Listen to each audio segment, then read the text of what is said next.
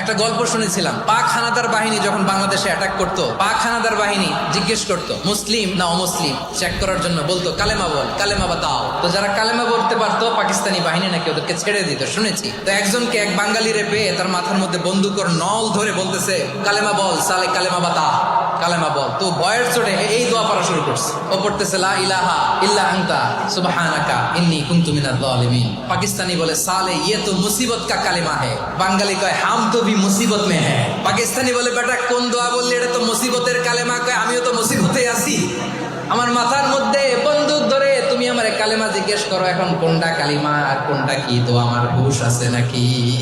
লা ইলাহা ইল্লা আনতা সুবহানাকা ইন্নী কুনতু মিনাজ জালিমিন। বিশ্বনবী বললেন দেয়ালে পিঠ থেকে গেলে, চোখে মুখে অন্ধকার, বাঁচার কোনো উপায় নাই, তখন এই দোয়াটা পড়তে হবে। এই দোয়া পড়ে আল্লাহর কাছে ফরিয়াদ করলে বিপদ মুক্ত করবেন কে?